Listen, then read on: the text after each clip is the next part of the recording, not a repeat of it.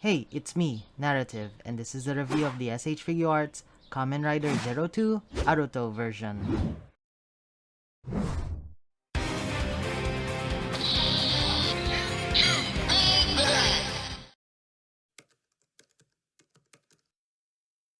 The design of Zero One's final form is mesmerizing.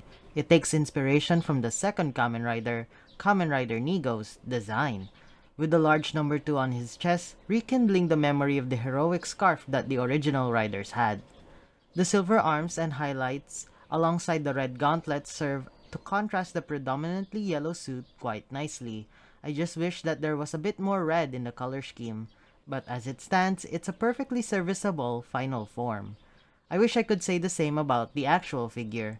The first thing that strikes me about this figure is that there's a ton of reuse from the Izu version, which was released a year prior to this one, and it clearly shows in both the best and possibly worst cases possible. Granted, the differences are subtle enough for most people not to notice, but I'm not most people. First, this version of the figure is slightly taller than the Izu version, likely attributed to its longer belly piece. This unfortunately comes with the unintended effect of making the figure seem too slim. Zero Two should be a bit thicker in this area. Further differences would include the slightly longer legs, but aside from that, this thing is 1000% reuse. I understand that these are just the exact same suit, just with different people wearing them, but I honestly wish that they changed the proportions up just a slight bit more. They could have bulked up some areas like the waist, the neck, and made the helmet a bit wider. Come on, they had like a year to work on this. And I haven't even gotten to the part where Bandai sent out the equivalent of a day 1 patch for this thing.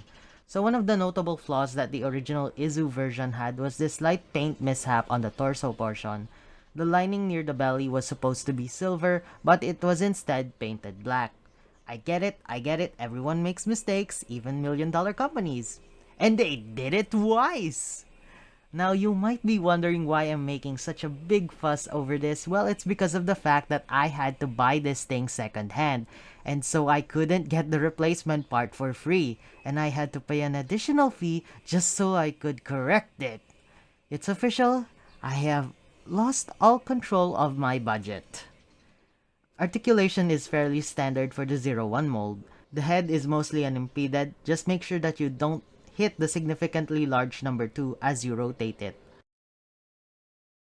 The arms can maneuver to virtually any position you want, though for the left arm just keep in mind its movement is somewhat limited due to the large number 2. Legs can move out that far and go forward that far. Just be careful when doing this, since the thigh paint can scrape off easily. It's happened way too many times with each of my Zero Ones.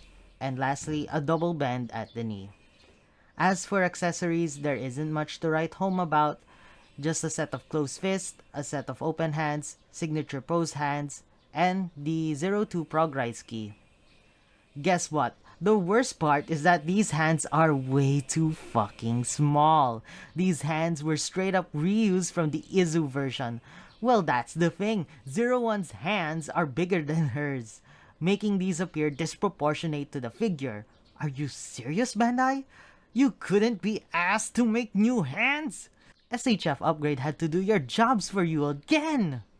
This isn't even the worst part. These are the worst set of weapon-holding hands imaginable. Oh, here we go.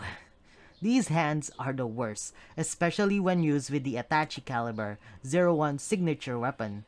Because of its size, the handle can cause the hands to bump into the case's main body. It can scrape off a ton of paint if you aren't careful, and sadly, I wasn't aware of that fact. The paint on these hands is so easy to scrape off that I had to essentially repaint these hands from scratch. The paint isn't durable enough. Whose job was it to choose the weakest paint imaginable for these hands? Ugh.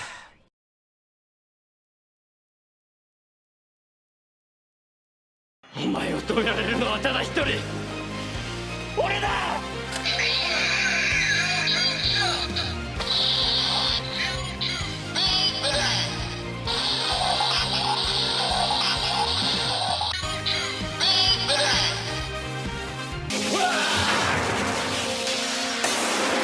Here are some size comparisons.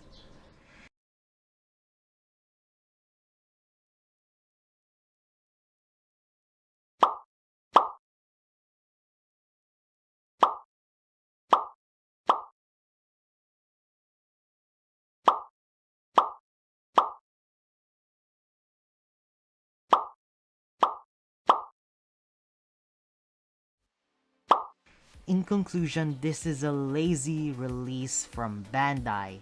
That's it. It's severely disappointing how the first Reiwa era final form was treated with the bare minimum. As much as I love the fact that this form became Izu's own Kamen Rider form, they really should have made the Aruto mold first. As it stands, if you already have the Izu form, then I can say that this isn't a must-buy for you. Even for Zero One completionists, this is kind of a hard sell. Try and get this at a sale price if you can, with the replacement part included. If you enjoyed the pain and suffering that this figure has brought down upon me, consider liking and subscribing. That's all from me. Thanks for watching, and have a nice day.